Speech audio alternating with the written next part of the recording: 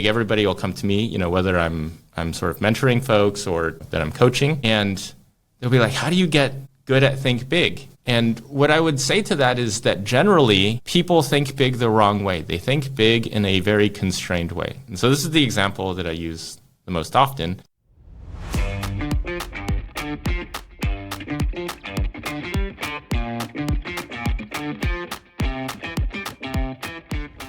Welcome to the Think Like Amazon podcast. This is your backstage pass into the principles and processes that have powered one of the world's most influential companies. I am Jorge Luis Pando.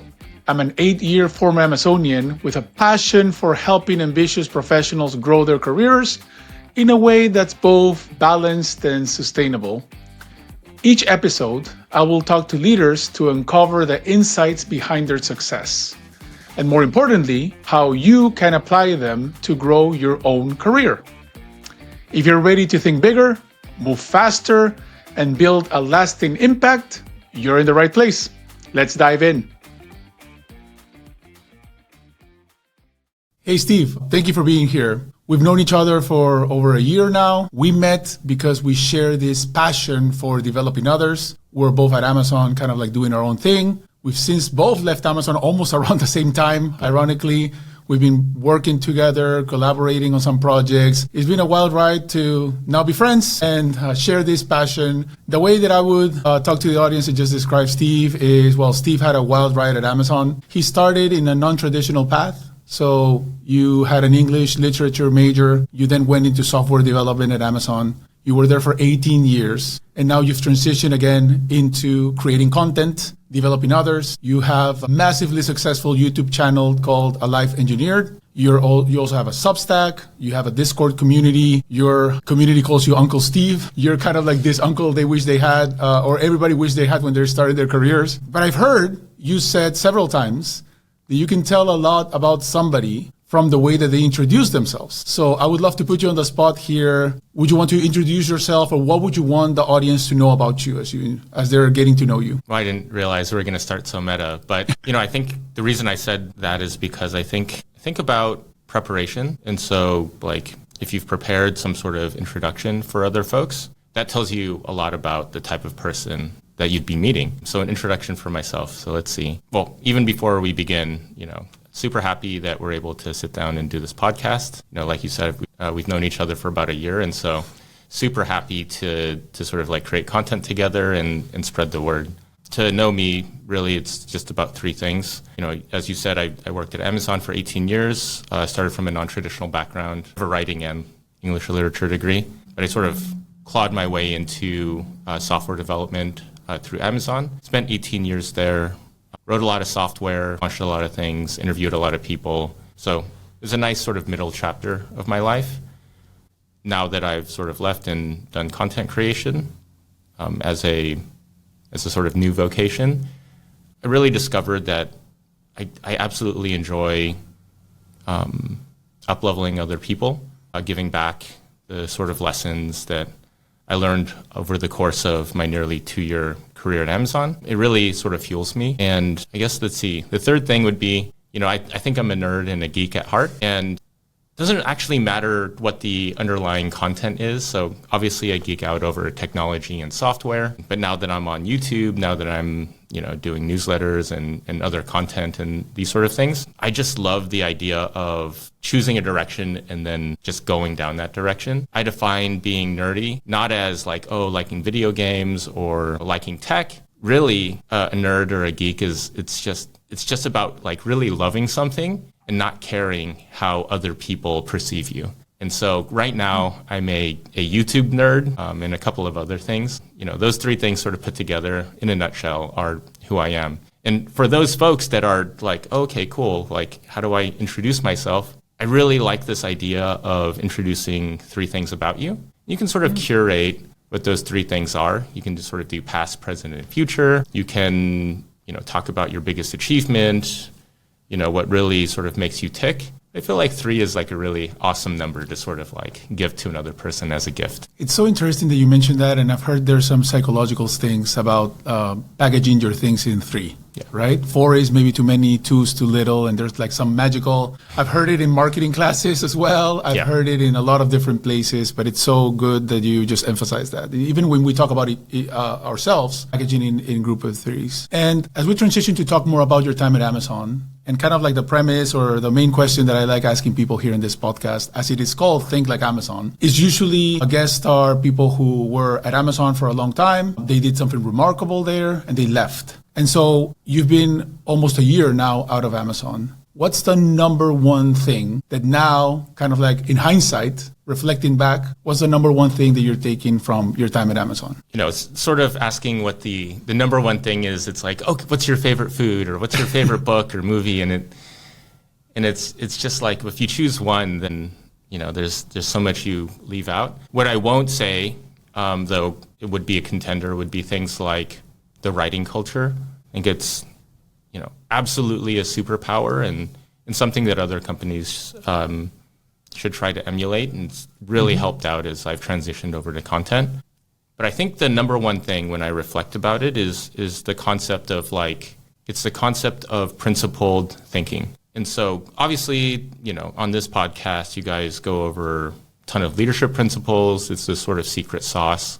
But if you step back even further than the 12 or 14 or 16 leadership principles, I forget how much we're at right now. If you step back even more, there's this concept of principled thinking. And so the way I think about it, if there are any math nerds in the audience, is whenever you're trying to describe like a part of math, you have to go back to the core axioms. And so an axiom is essentially a statement that you believe to be true, that you don't prove that that thing is true, you just take it to be true. So it turns out these ancient Greek mathematicians were like, okay, well, if 2 lines are parallel, that means if you extend those lines out into infinity, they'll never touch. So that was one of the axioms of geometry from classical antiquity. And it turns out if you don't take that to be true, you get the type of mathematics that would allow for things like general relativity. And so you can sort of pick and choose which axioms you'd like to include, and then from there you build up your universe. And so if we step all the way back, I really think that, you know, the principled thinking from Amazon, the adherence to principled thinking, right? There's not a lot of whipsawing back and forth. Like they are a customer obsessed company. They don't sort of, you know, the next week say that we're no longer customer obsessed. You build this stuff on top of customer obsession, and that allows for clarity of thought. That allows you to sort of navigate where you have some sort of anchor. Now, my principles are mostly aligned with Amazon, but the thing I'd really like to point out is like the fundamental principles that you choose, those things, there are a complement to them, so there's a sort of negation of them, or they're a choice, is what I'm trying to say. And so you can actually choose the other side and build up just as valid of a universe from a different set of choices. The thing that just to answer your question, the thing that I really love, though, is the fact that you can sort of express yourself with these fundamental choices, and then that helps you sort of navigate whatever problem you attempt to project those things out onto, right? So for me, you know, I'm doing content, I'm making YouTube videos, I'm writing newsletters, I'm trying to get big on LinkedIn, and there's going to be a set of choices that I need to make. How often should I be posting? How deep should this content be? How much humor should I sort of add? Are those only like Friday posts, or is the general ambiance one of where I'm trying to sort of project humor, or am I trying to project like professionalism? There are these, you know, we're operating in this high dimensional space. So I just really appreciate this idea that like, okay, the way to sort of tame it is to start from first principles. It's really interesting. So reflecting on what you said, there is kind of like a bizarro world version of Amazon out there that has different principles, kind of like Back to the Future, parallel universe type of thing. And you can create whatever you want of a company based on the principles, right? Yeah. So I'll give you an example, right? It's not, you shouldn't think of it as like Spock and then evil Spock with a goatee. But, you know, let's just pick something, you know, for instance, you know, it's not it's not written down as a leadership principle, but generally Amazon is an open place, right? If you wanted to go and grab the source code for pretty much any project, you can just go and download it. You can look through it. We have an extensive wiki system.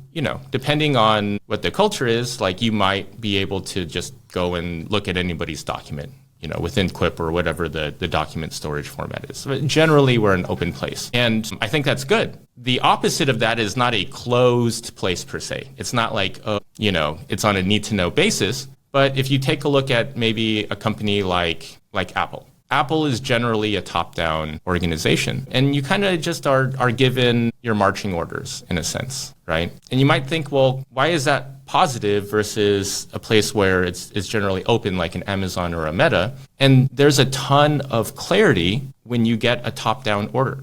Hey, you need to build this thing at this particular time. And there's not a lot of flexibility there. In some sense, that's constricting. In another sense, you're going to know exactly what's going to happen today and tomorrow. And in an open and collaborative place where ownership is a leadership principle, you might get into a situation where you're just like, what are we doing here, guys? You might be pulled in several directions. And so if you make a choice from your first principles that things like ownership, things like customer obsession, things like invent and simplify, these are our core tenets, right? These are our core leadership things. You get the benefit from that principled thinking, but then it sort of creates this vacuum, right? It creates a kind of different place where the problems sort of crop up, right? And so I think the takeaway is not that we should change our principles so that we are able to address those other things. I think of that as like squeezing a balloon on one side and it sort of like expands to the other. I think a better way of thinking about it is to sort of like understand that those are the types of problems that you get with these principles and then just sort of like deal with those problems, right? That's the game, that's the landscape that you're now playing in. And one of the things that surprised me personally the most about Amazon is, I think at this point, most companies have values, principles, right? They're written on the walls and there's some sort of like, they're in their about page, right? In their website. But Amazon is like embedded everywhere, right? We have it as part of our interview process. We have it as part of like the answers that we ask in our PR FAQs, in the documents that we use to innovate. People use it as jargon, which from an outside perspective, at first it looks kind of like cult vibes, right? Everybody's talking kind of like a secret language, but then you get in and you get it, right? So that's a very interesting concept. And as you were talking about this, the second thing that I was reflecting about was that example that you used about parallel lines, right? So if we take that for granted and that's it, then those lines never touch, but then we missed on kind of like more groundbreaking theories, right? And as you were talking about that, I was thinking about one of the leadership principles that is one of my favorite, and I also know that it's one that you kind of like live day to day, and it's the thinking big leadership principles. As we came in here and I was going there, I was like, hey, Steve, I didn't know you have so many patents. That surprised me. So I think I counted like 13. Is it 13 of them? You have 13 patents in your 18 years at Amazon. Some people aspire to have one, right? And the way that I've been coaching people and talking to other Amazonians, there's this kind of like, also maybe in blocks of 3 to go back to our original topic, but there's the work that we need to do, right?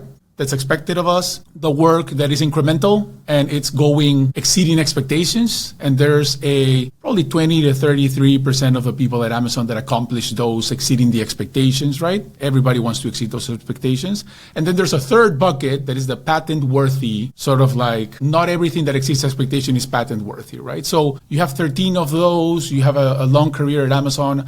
How would you recommend people who are at Amazon or any other company and they just aspire to do this groundbreaking work? How do you spot it? How do you then deal with it? And how do you manage that together with your kind of like regular work? Sure. Yeah. So there are a couple of concepts that I want to decompose within that question. So let's just start with patents. I won't get into the politics of it, but software patents are, let's say they're not on the same level as a patent for a physical mechanical device. They've been weaponized by a number of companies, and there are these companies, they'll just collect patents and then try to extract money from other companies. And so generally the idea is that for most patents, Amazon and these larger corporations are really trying to build an arsenal for defense, right? So somebody comes to you and says like, hey, you're violating this big patent, please write us a very large check. And then we can just sort of turn around and just be like, no, actually, you're violating all of these patents. And so, that context of a defensive posture with patents, I think is an important one. So that's generally why big companies sort of sponsor these patents. The one thing I will also point out is that generally the ideas that are patentable are really the domain of IP lawyers. Most of the stuff that I patented, I wouldn't actually myself find novel or groundbreaking, but the lawyers did. And so typically the way it worked would be something like, hey, we've just launched a system. Is there anything interesting here? More or less, you throw these documents over to a lawyer and they kind of circle the things that they think might be patent worthy. I would say that that's the vast majority of my patents. Some of them I'm pretty proud of, but for the most part, it's this sort of like game of IP warfare. Interesting. Now, I will say that it's kind of nice at Amazon. They give you these puzzle pieces. You can sort of connect them together. You can display them proudly at your desk or at your office. You looked at my sort of stash over there. And so in that sense, it's kind of fun to sort of get your name out there. You can put them on your LinkedIn and on your resume. But in a sense, it doesn't sort of represent how technically deep you are. So that's the one thing. We want to transition over to the concept of think big.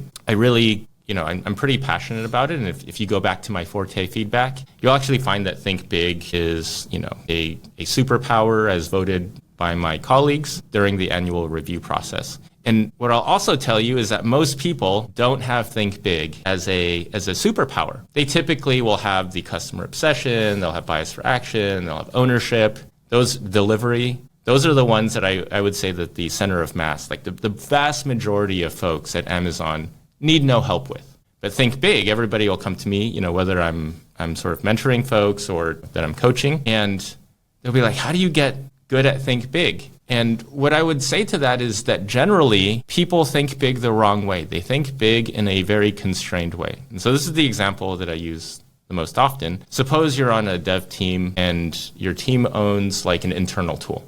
It doesn't even matter what the tool does. So it's there's some sort of like non-tech person that's using the tool, or a group of non-tech people that are using the tool for some sort of business process that's occurring. Very common scenario. And so, I might sit down with the team and say something like, okay, like let's think bigger about this world. And what people end up doing, and it happens essentially at 100% rate, is they're like, okay, Steve's asking me to think big. Let's think about this tool. And what they'll do is they'll say like, we should rewrite this tool, or they should say, so it has all of the new bells and whistles so that it's modern. It's like, okay, fine. Then they were like, oh, wouldn't it be really cool if the tool just was just that much more powerful? And I'm thinking to myself, well, it actually just does the thing that it needs to do just fine. And then they're like, oh, well, what we can do is we can create a platform for this internal tool. So if we need to make another tool, it'll just be really easy. We can sort of plug it in. Or actually, you told me to think big. There's all of these adjacent tools that are around there. We can just consolidate them into this particular tool, right? And I'm just thinking to myself, like, you're thinking big in the narrowest way possible. And that's actually what people end up doing. They take all of the assumptions that have been baked in around them, and they don't poke at them at all. What they end up doing is they fix those things, and they just try to think big in this very narrow sort of way. And so my thought is like, to think big means that you're pushing on core assumptions as much as you can, and things that nobody has ever really challenged before. And when you do that, all of this stuff ends up opening up. So I think of think big as a sort of like thought experiment game. What if we weren't constrained by this stuff? So if we go back to the internal tool, the real way to think big is to say something like, what if this tool didn't exist, right? What would have to be true for this tool not to exist? And that's, I think, a scary proposition when you have an entire dev team sort of organized around this tool, around this particular process. I think about tech and non-tech roles a lot. And, I think in a non-tech world, my mom worked at Boeing for a really long time. And they have all of these big heavyweight processes. And in these sort of groups, I think there's a lot of fear that their work is going to go away. That if the tool goes away, if the process goes away, then you're no longer needed, right? And then you'll get some sort of like layoff slip. And so you end up holding on to these things, right? You hold on to these assumptions. You want the tool to exist because you're obviated if the tool doesn't exist. But I don't think it's like that in tech, especially in large tech organizations. If we didn't have to have that dev team assigned to that tool, oh my God, how many problems are there in a really large organization? there's essentially infinite problems. And so we are able to, how many organizations are low on headcount, or, they have a really, really long backlog and they draw a line and they say, okay, well, we'll try to do everything above this line, but everything below this line, we're not going to plan for this year. And the stuff that's around the line, this is all Amazon jargon, but everything that's around that line is all super important, right? But we just don't have the resources for it. We don't have the capacity for it. And so I would just love a situation where the tool didn't exist. If the tool didn't exist, we have all of this opportunity. We can just do other things. And so if you want to get good at Think Big, if you would like that to be your forte feedback superpower, what you need to do is you need to really, really take a look at the core assumptions, right? And so for this toy example, why does this tool exist? People end up thinking about automation. They'll be like, wouldn't it be great if it was automated and there was just one click? And I'm thinking to myself, like, what is so special about a mouse click that a human does it? Like, what the act of like pushing this button? I mean, it's like, why is that where you stop your automation? Why can't it just, I'm a software developer. It's like, sometimes we're the laziest people in the world. We could just do it on its own. The answer is that there's nothing special about a mouse click. And so if that's something that you'd like to do, just really, really sort of scrutinize the core assumptions in the space that you're in. That's so interesting. It's like a God complex almost, like people want to be the ones who press a button for something to start kicking off or the technology to start. Yeah. And I reflect on like managers of mine at Amazon that have said like, you need to think bigger, you need to think bigger. And so you're pushing yourself. And then on the review, it's like, okay, you started with a car. You thought big. You turn it into like a Ferrari or a race car. And then they push you to think bigger. And then you turn it into a rocket ship. But then it's like the question is, well, does your customer really like a rocket ship? Like you build something that is maybe thinking big technology-wise or thinking big on like all of the high IQs of every member of the team all combined. But does the customer really need it? Like, are you building something just for the sake of thinking big, or are you building something for like that serves a purpose, right? And there's always been this balance between, it needs to be bigger, it needs to look bigger. And the way that I've always thought about it, and I would love to hear your thoughts, but maybe in the press release, make it about a rocket ship, right?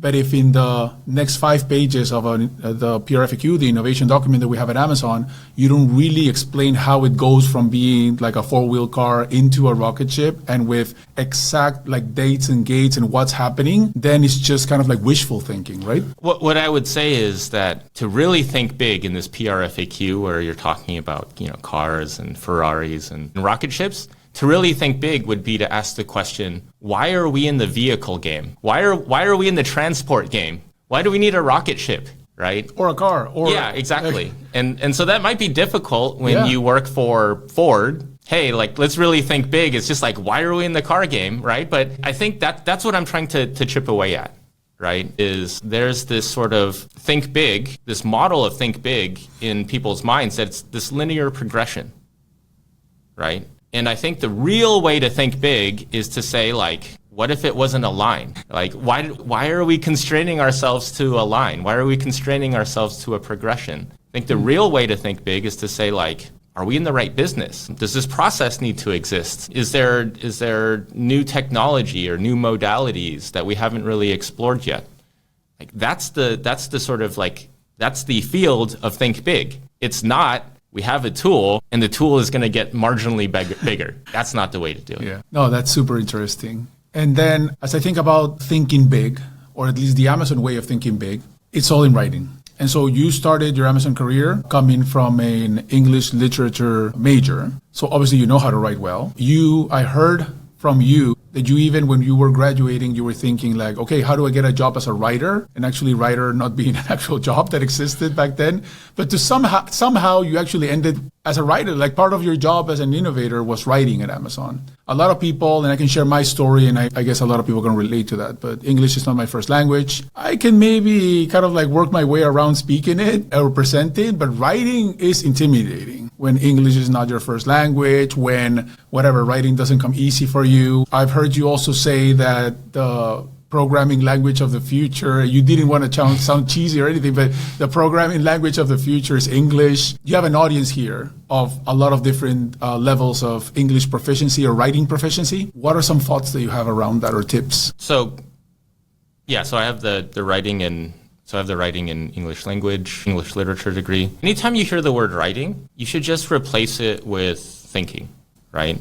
Every time you see writing and you just replace it with clarity of thought, that's the right track to go down. I've worked with some pretty amazing engineers where the English isn't their first language. Their verbal communication is pretty rough. Their written communication is usually stellar, but the verbal communication, you can just tell. One thing I'd like to say to all of the English as a second language people, though, is like, what a miracle of the modern day that you can be born in a country where English isn't the first language, grow up, and then do business in English. That's a miracle to me, right? That we're able to do that. So I just want to call that out. If you take the average American and then force them to do business in whatever their second language is, that's going to be a bloodbath. It's not going to be. So I'm in a privileged position, obviously, to be able to sort of speak to this. But clarity of thought, I think, is independent of language, right? I think if you have really clear thinking, you can stare at a blank page, and if you don't have anything to say, if you don't have any ideas, that blank page is going to be super intimidating. But if you have some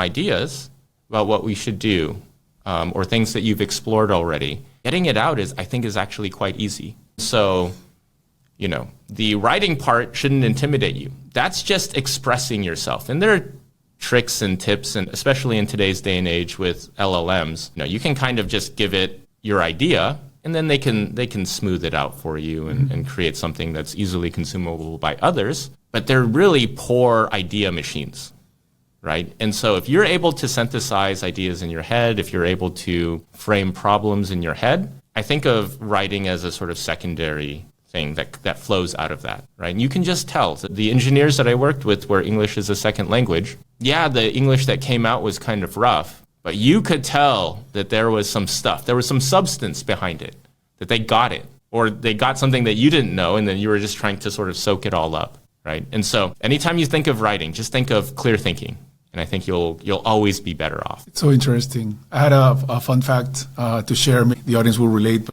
to that point about the English being kind of like clunky, but the idea being there. In my second year at Amazon, so I've been 2 years already working full-time 100% in English, I wrote an email that said like, well, as you can see in the thread below, this and this and that, and I think we should be doing this, and I agree with this, and I agree with that.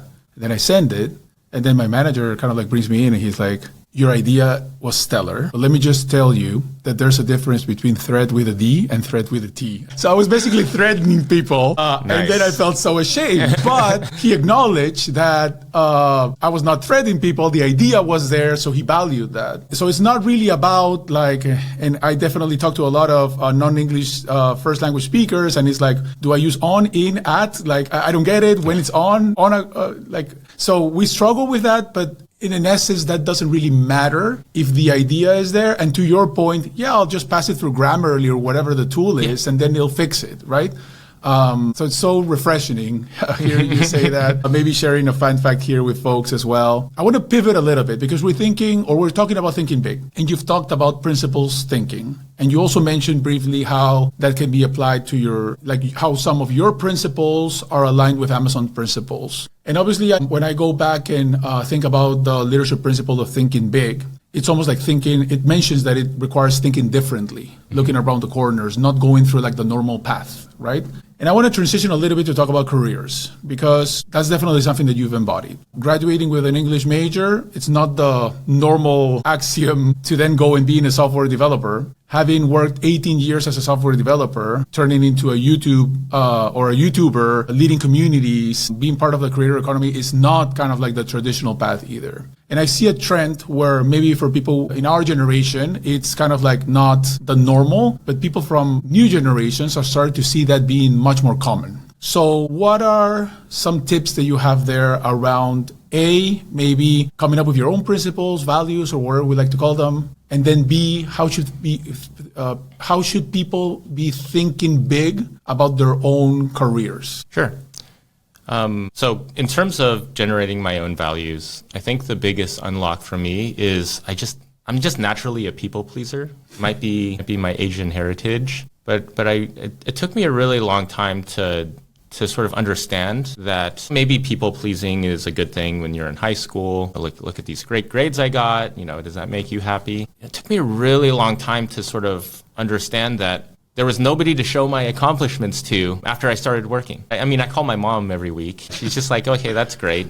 She wants to see me thrive. But then I sort of realized that like nobody cares about my life. And so it sounds really cliche, but it took me 35 years to understand that I should really just please myself, right? And once I had sort of reframed my thinking around that, then I was like, well, what do I want? And so it went through 75%, 80% of my life before I even posed the question, like, what I actually want for my life. And so I did some retrospection, just sort of came up with this idea that I just love whiteboarding things. I love explaining things to people. I love passing on some of the lessons and stories from my past. And it turns out that it's useful for other people. And so that's a sort of core principle, core mission of mine is to really like scale out, helping other people, bringing the ladder back down, so that other people can elevate themselves. I don't think of success as a zero-sum game. I just think that, if you're able to sort of help the world, you can help a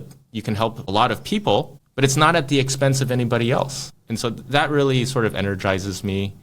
I'm not really obviously money is important. I'm not trying to maximize, some bank account number before I die. I don't think that's, for me at least, that's not the game I want to play. That's not as fulfilling. I really want to just sort of help as many people in the world as possible. And obviously to do that will require some means and some money. But, that's sort of how I have found, at least for that aspect of my life, my value, my core underlying philosophy. Challenge the listeners of this podcast to sort of think about like what makes you tick. Obviously, again, money is going to be there, but when you actually start looking at the people with the most amount of money in the world, they get the money and then they just continue to do this thing that drives them. Think of the Elon Musks and the Jeff Bezos and the Warren Buffetts.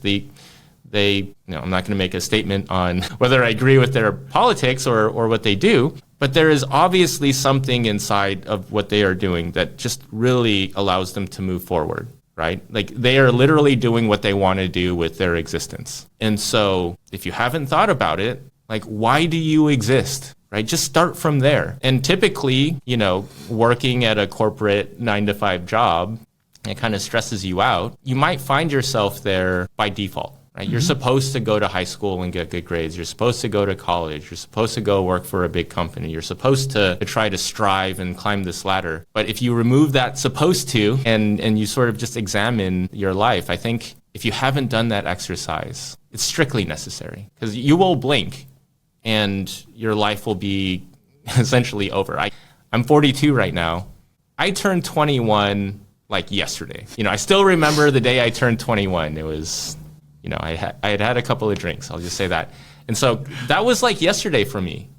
And so I think about like I will blink again and then I will be 63, right? And that's where most of my working life probably is over. Or at least I'll be getting to the tail end of that. And so you just get this one shot. You get these 3 blinks in your entire life. And it would just be such a shame to not live a life that was sort of true to yourself, where you're trying to please other people, where you're fulfilling everybody else's dream, but you just sort of defer yours because you hadn't really thought about it. That's super deep. One thing that comes to mind is, as you were saying about the 9-to-5 and being the traditional, and I feel the same way. I mean, good grades at school, good grades or going to grad school, and then joining a big corporation. And we all kind of we do that, at least personally, I can say, because we want to justify all of the effort. So we just put so much effort. It's kind of like a sunk cost fallacy, right? But we put so much effort, and now we need to go in and win the big bucks, right?